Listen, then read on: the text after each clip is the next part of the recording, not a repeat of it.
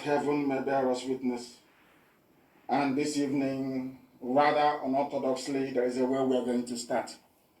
Pay very close attention, because you are about to witness revelation. Before I came on air today, I heard something that I never thought possible in my life. The daughter of Abiola was on television interviewing a Janjaweed, Funtua. That's his name. He made his money by stealing. He was in MPN. He's a rogue, he's a thief. I know him very well. One of the cabals now running the zoo. The Kaduna Mafia that later metamorphosed into the Fulani Mafia. Or should I say the Fulani Cabal. They interviewed him. Do you know what Abiola'S daughter said? I never in my life thought that there are Yoruba people who can actually reason the way she did. She said to Isa Funtua, do you know that my father, to compensate the Yorubas for the death of my father, that was what she said. To compensate the Yorubas for the death of my father, the Yorubas were given presidency. Why don't you do the same thing to the Igbos? I said, are you sure she's Yoruba? Let me tell you, to complete this whole thing, I saw this very press statement. Powerful sent it to me before I came on air. It's called State House Press Release. From their so-called presidency without president, presidency without vice president. Listen carefully, please. Let me read for you what Nigerian government Aisha wrote before I came on air. State House press release. IPOB, self-proclaimed Jews using Christianity to wage war against the Nigerian state. That's the headline of the press release. The presidency wishes to draw the attention of all citizens and the international community to a most misleading campaign spearheaded by the so-called indigenous people of Biafra using false allegations of persecution of Christians against the Nigerian state. Are you listening? They did not mention Upper Niger Congress. They didn't mention any other group. Nobody. Only IPOB. Can you hear it from the presidency? Do you know why they're complaining? Because tomorrow now, one idiot will come and say, oh, it's us that did it. I was in Washington. But I've been telling you from day one, there are some diplomatic moves we are making that the eyes cannot see. That very soon you will see it, and this is the result. The world is now calling them every day, saying, what are you doing? This is what IPOB is telling us. And now they're responding, telling the international community that the so-called are no longer proscribed. Can you see how all of a sudden IPOB is no longer a terrorist group to them? Before, Garbachev who would say the proscribed, the terrorist and proscribed, illegal, illegitimate IPOB. All that is gone. It now belongs to the past. What it's now saying is the so-called indigenous people of Biafra using false allegations of persecution of Christians against the Nigerian state. A very deep and wide investigation by an agency of the Nigerian government working with international partners have made us become aware that there are two interconnected campaigns being run concurrently by Umuchine Institute of Light IPOB in this regard. And that's why the zoo is collapsing. It's gone, completely gone. People play with IPOB at the peril. You don't know who we are. We destroyed Nigeria. Talk less of a security guard. Somebody said to me once, I am used to counting in millions, so what is thousands to me? We bring down people that think they cannot be brought down. We destroyed Buhari.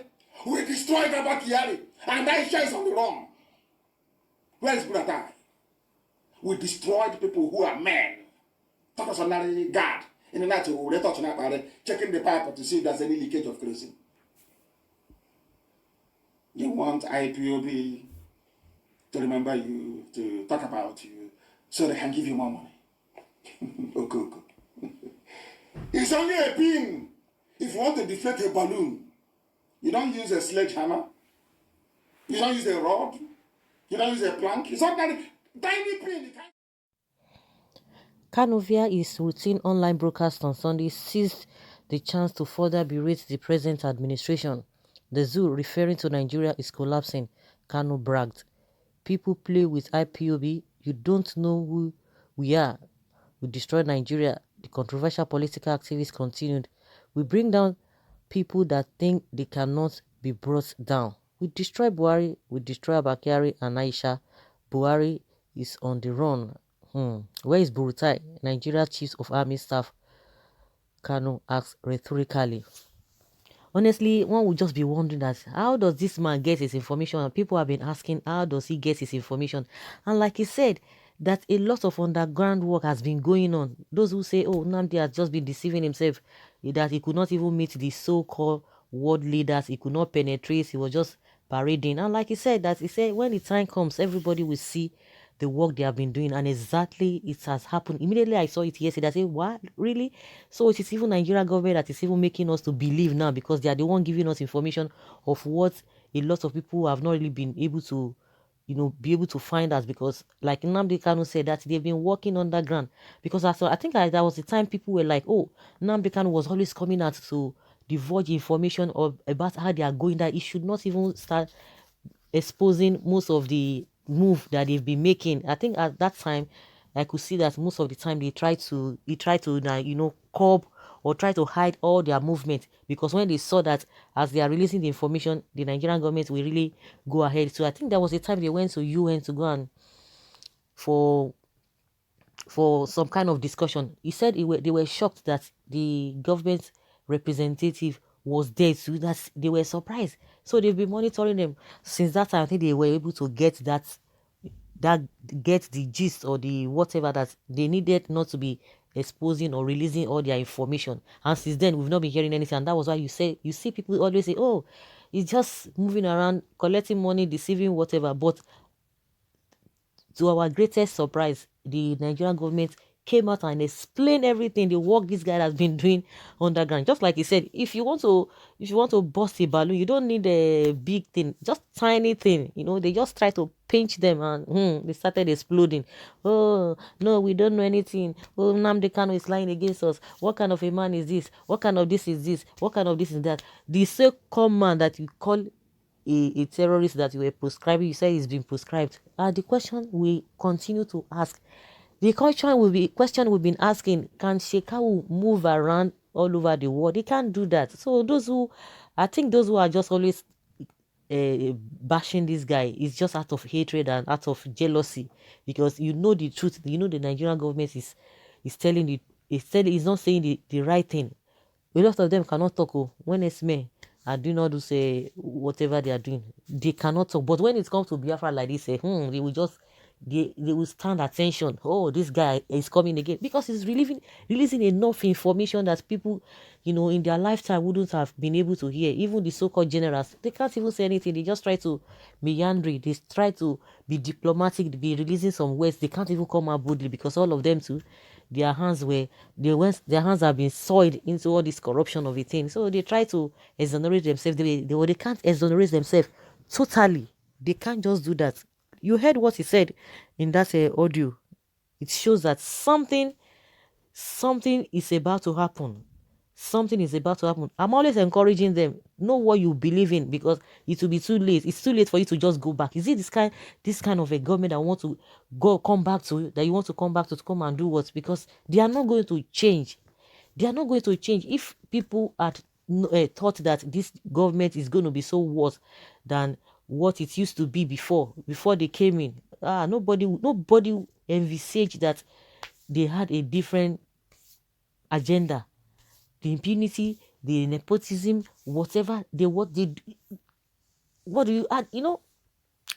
Disobedience to court order. We know the struggle that time when Shiwore was said by DSS. They were just giving excuses why they should not release him. Up till now, really, if they have a case against Shiwore, they would have thrown him behind bars. They have that evidence. They would have thrown him behind bars. Shiwore is in that country now. What have they done? He's still in Nigeria. This man told us, what is his name? Falana told us that they are not ready for any court whatever. And since then, we've not heard anything.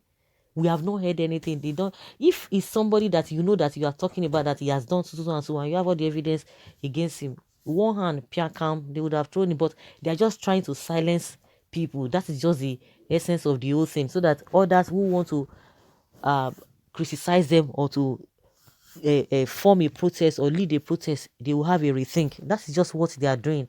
But I don't just understand. If really you are patriotic, you came to save, all of this thing will not be there. All of this thing will not be, you will not be exhibiting all this kind of character. But it's unfortunate. Well, the question is that if this situation presents itself next time in 2023, will Nigerians be able to learn? Because majority of them don't even understand what is happening. They just believe that, oh, Nnamdi Kanu is a troublemaker. He's a troublemaker. It's unfortunate. So guys, let's hear your opinion. Leave your comments below in the comment section and let's have your take. Thank you.